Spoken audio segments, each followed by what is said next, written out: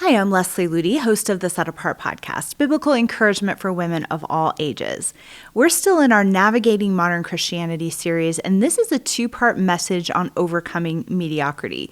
A lot of these are things we've covered in other series, but they fit extremely well with looking around at modern Christianity, the temptation to just point the finger at other people rather than letting God shine the searchlight in our own soul. And so I feel like this message of overcoming mediocrity is just so appropriate for talking about where the modern church is at. And sometimes we just feel so helpless. What can we do to see spiritual fire ignited around us? And usually the answer is letting God start with us. So in the last episode, we talked about the principle of putting Christ first and choosing radical devotion to Jesus versus sliding into comfortable mediocrity, because it's very easy in modern Christianity to compare ourselves with what we see all around us and assume we're just on fire spiritually just because we might be a few steps beyond where the modern church is at. But in reality, we are meant to be building our lives around Jesus Christ, not just fitting him in where it's convenient. And so I want to build upon last week's message with some additional practicals on how we can overcome mediocrity and step into that vibrant life that God has called us to, even if there's mediocrity all around us. Before we jump in, just a couple of things I wanted to remind you about. You can still register for our 2024 Set Apart Conference. It's happening June 7th through 9th at the Ellerslie campus in Colorado, or you can join us from anywhere in the world via simulcast. And if you register for a simulcast, you'll have access to the sessions all throughout the rest of the year. So you can choose a weekend or a time that works best for you and your group. This is an amazing way to just share the Set Apart message with other women in your life. It's an incredible tool for small groups or for family study, mother-daughter study. So I hope you can either join us in Colorado or sign up for a simulcast. You can go to the link in this podcast description or just go to setapart.org and click on events. Also, we are gearing up for our 2024 training season here at Ellerslie. We have a week-long program and 2 5-week programs, and this is just life-changing. If you are able to come to Colorado for a season to just sit at the feet of Jesus and immerse in truth, it can really have an impact on the rest of your life. And so if you'd like to see student testimonies, you can go to ellerslie.com, or you can click the link in this podcast description. We'd love to see you at Ellerslie this year and be able to invest into your spiritual life.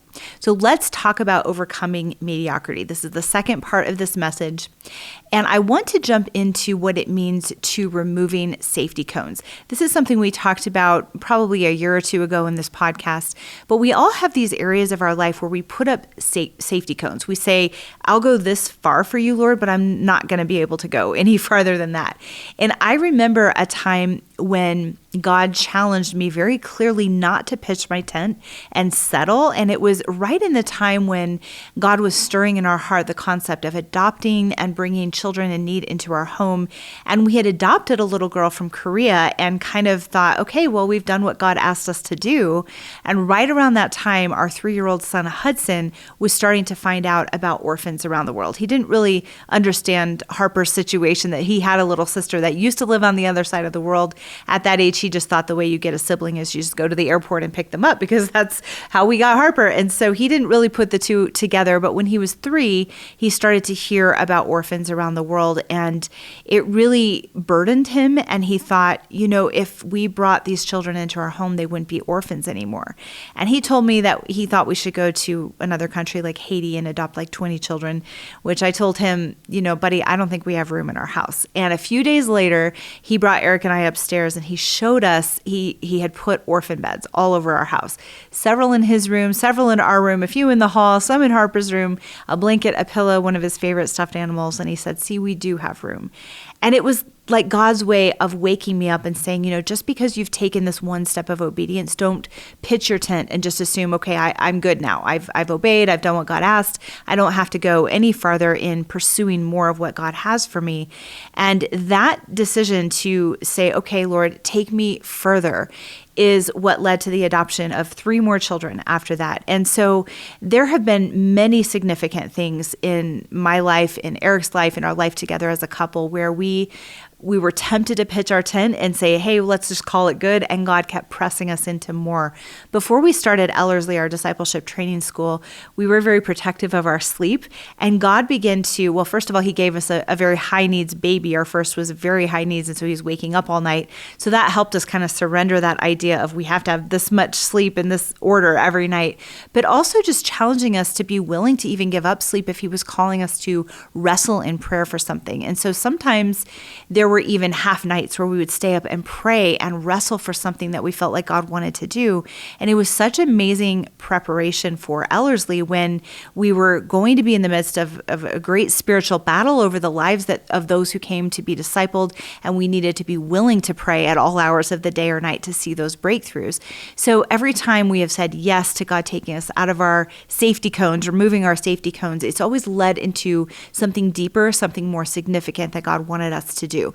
And if you think about this in terms of the modern church, when you are willing to remove those safety cones and live radically for Jesus, no matter what that means specifically in your life, that will inspire others to say, oh, maybe I should pull up my tent stakes and go forward into what God has for me. Sometimes just seeing it lived out is what the church needs to say, maybe I shouldn't just get comfortable here. Maybe God has something more for me.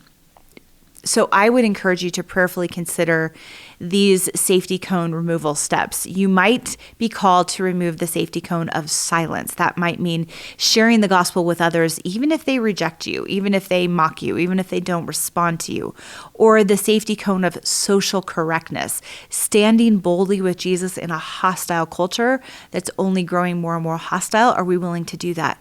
Or even the safety cone of unforgiveness, loving and forgiving the people who have hurt you because Christ forgave us. And sometimes we just cling to those moments of unforgiveness and think, well, it's my right to hold this against them, but laying that down and saying, I'm willing to forgive because Christ forgave me. Or maybe the safety cone of self-protection, letting God take you out of your comfort zone and serve him more boldly than you are right now. Removing the safety cone of comfort, embracing inconvenient steps of obedience and self-sacrifice. And usually we know what those things are. If we lay our lives before God, he's faithful to show us what that means. Or exchanging our dreams for his, removing the safety cone of control. And I remember the story of John and Betty Stam. They were martyrs in, I think it was around the mid-1900s in China. It was such an incredible story to me when I first read it, because this young couple with a little baby went and gave their lives sacrificially to reach people in China with the gospel. And you would think that this would have the opposite effect, where people would say, I'm not going to get out of my comfort zone. I'm not going to go to the mission field because look what happened to them. But because they were willing to just spill out their lives for the glory of God, and they did so with such grace and courage and joy, it inspired hundreds of Christians all over the world to remove their safety cones of comfort and self-protection. And this is something that one of the college students that heard about their death wrote as far as the impact it had on her life. I do not fear death, but would be happy to die in China or here for Christ's cause. The chief desire would be that my death should be a means of leading precious souls to Christ. Being human, I naturally dread suffering and distress of the body and abuse at the hands of wicked men, but I really believe that I have faced all these possibilities and counted the cost. This tragic and terrible happening does not frighten me, but it rather makes me regird myself with the armor of God. And that is such a great example of someone removing safety cones from their life, making a tremendous sacrifice, and actually inspiring others in the church to pull up the tent stakes, to remove the safety cones in their own life. It's the kind of thing that sparks revival. It's the kind of thing that sparks vibrant, passionate Christianity. Gladys Aylward is another amazing example. She failed in missionary school, but she was willing to remove the safety cones in her life of going in a predictable way to the mission field, and she went anyway. And because she was willing to do that, God used her mightily in incredible ways. There really wasn't anything extraordinary or special about her other than willingness to remove safety cones. There are so many amazing stories about her time in China. She single-handedly stopped a men's prison riot when even the guards couldn't get control. She transformed this entire village where even the mandarin, the governor of that area, gave his life to Christ, which was just unheard of, especially for a high government official who was a staunch Buddhist. She led almost 200 children across this mountain range during a war for their safety and almost died in the process. And just the list goes on. And you think someone like that has to have extraordinary talents. But actually, here's what she said near the end of her life. I wasn't God's first choice for what I've done for China. I don't know who it was. Maybe a man, a well-educated man. I don't know what happened. Maybe he died. Maybe he wasn't willing. And God looked down and saw Gladys Aylward and said, well, she's willing. I love that because it was simply stepping out of her comfort zone that allowed God to so mightily use her to shape the country of China. William Booth, who was a co-founder of the Salvation Army, challenged Christians out of their comfort zones by constantly saying words like these. Not called, did you say? Not heard the call, I think you should say. Put your ear down to the Bible and hear God bid you go and pull sinners out of the fire of sin. Put your ear down to the burdened, agonized heart of humanity and listen to its pitiful wail for help. Go stand by the gates of hell and hear the damned entreat you to go to their Father's house and bid their brothers and sisters and servants and masters not to come there. And then look Christ in the face, whose mercy you profess to obey, and tell him whether you will join heart and soul and body and circumstances in the march to publish his mercy to the world. We don't have a lot of excuses to keep our safety cones up when we hear that kind of a message. It's just a truth-filled message that kind of serves as a wake-up call for us today. God is calling each of us in such a time as this. Are we listening? The time is short. What are we living for? Are we living for this life or are we living for eternity? As that famous quote from C.T. Studd says, only one life, it will soon be past. Only what's done for Christ will last. One thing I love about Elizabeth Elliot is how straightforward she is. And she was talking about some of the, in one of her books, she was talking about some of the decisions that she and Jim, her husband, made before they were married. And she said, purity comes at a high price. Sometimes the sacrifice makes little sense to others, but when offered to him, it is always accepted. The same principle applies to true world-changing Christianity, devotion to Jesus Christ. It comes at a high price, forsaking everything to follow him, pulling up those tent stakes, removing those safety cones. Sometimes the sacrifice makes little sense to others, but when it's offered to him, it is always accepted. Another safety cone that we don't often think about is removing the safety cone of busyness and distraction. Sometimes there are things going on in our families. There are those in our family who need salvation. They need to be brought back to the knowledge of who God is. They need to be rescued from a bad situation. And it's really easy to hide behind the safety cones of busyness and distraction instead of getting on our knees and wrestling in prayer until we see the breakthrough come. One question that comes up when we talk about removing safety cones, is it safe to remove our safety cones? So to answer that question, I'm reminded of Corrie ten Boom's story. One of the things that she dreaded the most was removing the safety cone of her own little comfortable world in Holland. But in order to help Jews during the Second World War, she had to remove those safety cones. She always had this prayer, Lord, if I am arrested for the work that I'm doing, let me not be sent to Germany. And yet God actually sent her right into the heart of Germany, into a terrible situation in a concentration camp. But he used that experience to launch her into the ministry that he had called her to for the rest of her life. She wrote this later. Looking back across the years of my life, I can see the working of a divine pattern, which is the way of God with his children. When I was in a prison camp in Holland during the war, I often prayed, Lord, let the enemy never put me in a German concentration camp. God answered no to that prayer, yet in the German concentration camp with all its horror, I found many prisoners who had never heard of the Lord Jesus. If God had not used my sister Betsy and me to bring them to him, they would have never heard of him. Many died or were killed, but many died with the name of Jesus on their lips. They were well worth all of our suffering. Faith is like radar which sees through the fog, the reality of things at a distance that the human eye cannot see. And I just absolutely love that because so often we're so afraid to have God remove our safety cones, and yet she does not look back at that time in her life with regret. She sees how God used it mightily to build his kingdom. Amy Carmichael is another one who removed the safety cone of needing to be married in a conventional way. She wanted marriage and family, and God called her to the mission field. And she talks about the experience as a young woman where she gave that up. She said, I went away alone to a cave in a mountain called Arama in Japan. I felt many feelings of fear fear about the future. That's why I was there. I wanted to be alone with God. The devil kept on whispering, it's all right now, but what about afterwards? You're going to be very lonely. And he painted pictures of loneliness. I can see them still. Then I turned to my God in a kind of desperation and said, Lord, what can I do? And he said, none of them who trust in me will be desolate. That word has been with me ever since.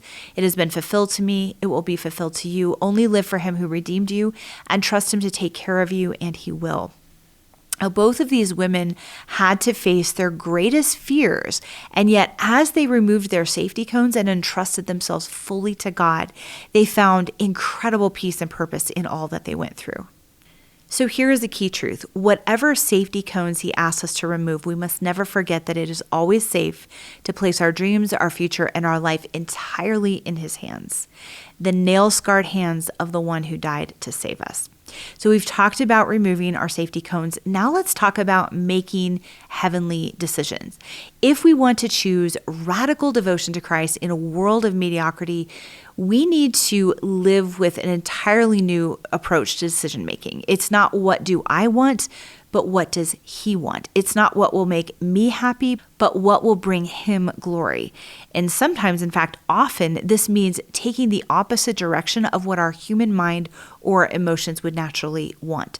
There's an amazing story that happened quite a long time ago during the time when the bubonic plague was taking over London. And there was this wealthy man named Lord Craven who lived in London in the center of where all the plague was spreading. Now, he was a wealthy man and he had another house in the country. And as he was packing up his belongings to go to the country, he overheard one of his servants saying to the other, I suppose by my lord's quitting London to avoid the plague that his God lives in the country and not in town. And then this is the story. The speech struck Lord Craven very sensibly and made him pause. My God, he thought, lives everywhere and can preserve me in town as well as in the country. I will even stay where I am. The ignorance of that servant's comment has just now preached to me a very useful sermon. Lord, pardon my unbelief and that distrust of thy providence, which made me think of running from thy hand. He immediately ordered his horses to be taken from the coach and the baggage to be taken in. He continued in London, was remarkably useful among his sick neighbors, and never caught the infection.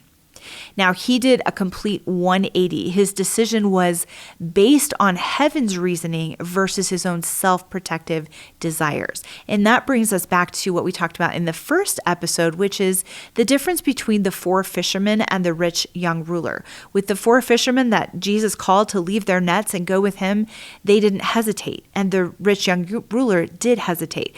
The 4 fishermen had immediate action. The rich young ruler had immediate hesitation. And the only way to make heavenly decisions is to remove that hesitation and go without question wherever God calls us to do. One of my favorite scriptures is in Psalm 37:4. Delight yourself in the Lord, and he will give you the desires of your heart. Now, we've talked about that in other episodes. The word delight here means soft and pliable. In order to truly delight in him, we have to be soft and pliable to his will and his work in our lives. Now, give in this verse, to give us the desires of our heart, doesn't mean just give us everything we want. It means to deliver or to put. As we delight in him, he puts the right desires in our hearts to match his desires for our lives. So it's not about God just giving us what we want. It's about the amazing supernatural work of grace that changes our desires to be in line with his. Oftentimes when he's giving us the desires of our hearts, we're desiring unusual things that don't make sense to the rest of the world. That's how we know we're making heavenly decisions. Here's the key truth. Every biblical or historical Christian hero made heavenly decisions that made absolutely no sense according to human reasoning. Here are just a few examples. Some of you may have heard the story of the Moravian missionaries. It's a famous story where these 2 young Christian men found out about an island of slaves where the owner of this island would not allow any Christian influences ever to get to these men and women who were held in slavery there. So they sold themselves into slavery to go and reach those men and women with the gospel. They left everything and became slaves just to bring the gospel there. Or Lilias Trotter, she was a wealthy woman who could have been a famous painter in Victorian England. She had this amazing future glittering in front of her, and yet she gave all of that up to go to Algeria and serve in the slums there for the rest of her life. And she lived an incredibly fruitful life. But from human reasoning, you would think, why would you ever give that up? Because she was reasoning according to heaven's value system and not the world's. C.T. Studd, who I've quoted many times on this podcast, again, was a very wealthy Englishman. He could have been a famous athlete and a very wealthy, comfortable English lord. He gave all of that up, laid down wealth and comfort for a life of danger and dependence on God.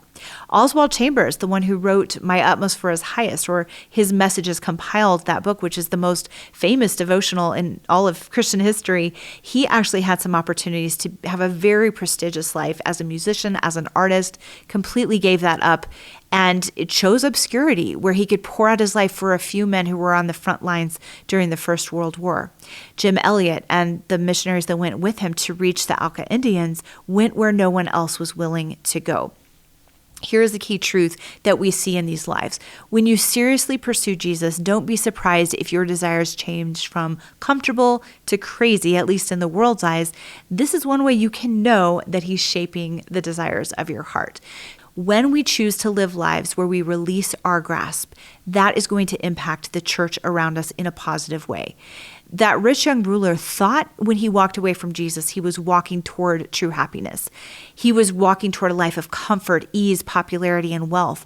But in reality, he was only headed toward a hollow cavern, a life that led to nothing but regret. It's like choosing a pile of worthless pebbles over a truckload of priceless jewels.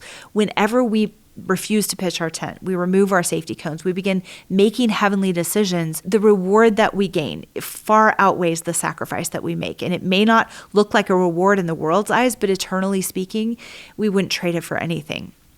Jesus said in Matthew 16:26, "What profit is it to a man if he gains the whole world and yet loses his soul?" It all comes down to our value system. Are we living for things that are temporal or things that are eternal? I love what Jim Elliot said about this. "Father, let me lose my clutch on everything temporal, my life, my reputation, my possessions. Lord, let me lose the temptation of the grasping hand. Open my hand to receive the nail of Calvary as Christ's was opened. He thought heaven, yea, equality with God, not a thing to be clutched at, so let me release my grasp."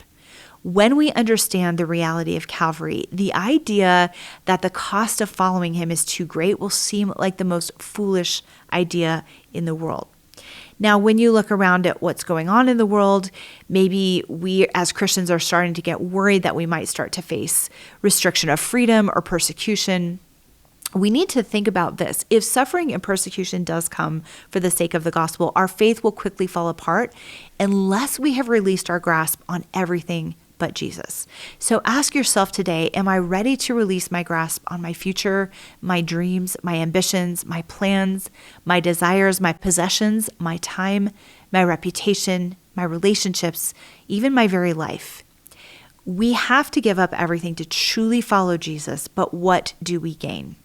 It says in Matthew 13:44 through 45, "The kingdom of heaven is like a treasure hidden in a field, which a man found and hid. And for joy over it, he goes and sells all that he has and buys that field. Again, the kingdom of heaven is like a merchant seeking beautiful pearls, who, when he had found one pearl of great price, went and sold all that he had and bought it." Giving up everything to gain everything. That is what it means to truly be a vibrant, passionate Christian in this generation, like the 4 fishermen who didn't hesitate for a moment when Jesus called them. They knew He was worth it, and we should know that as well. Whoever desires to save his life, Jesus says, will lose it, but whoever loses his life for my sake will find it. If we truly take those words to heart, we will realize that we can't simply put a Christian label over our mediocre living. Absolute givenness to Jesus Christ is not just for special Christians, it's for every Christian.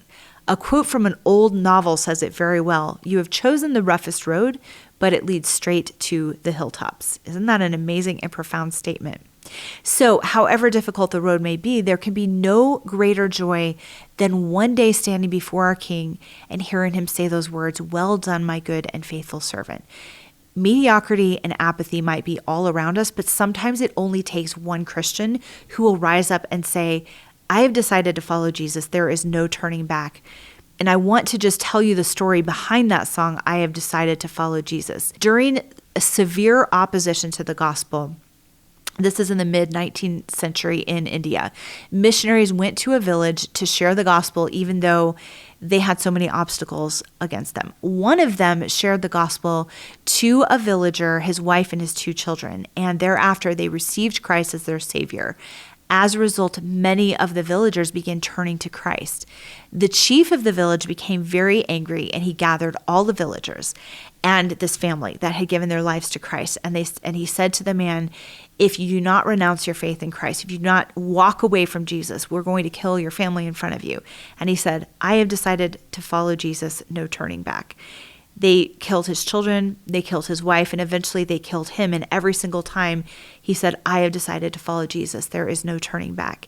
And seeing that incredible, radical devotion, that love and passion for Jesus, that he would not walk away even when everything he had was at stake, that changed the heart of that chief. And he said, I want everyone in this village to become a Christian. And I myself am becoming a Christian today. So that one man's example, that one man's decision to say, I'm not sliding into comfort and self-protection and mediocrity. I will follow the Lamb wherever he leads, even if it costs my very life. That one man's decision brought the gospel, opened the way for the gospel, these radical Christians, to be formed in that village. And our lives can do the same, even in the midst of a dead and dying and mediocre church. So those are some principles to think about, a lot to lay before God this week and say, Lord, what safety cones do I need to remove? Lord, in what ways do I need to begin living with an eternal heavenly approach to my life rather than a self-protective, comfortable one? Am I willing to say with my life, I have decided to follow Jesus, there is no turning back?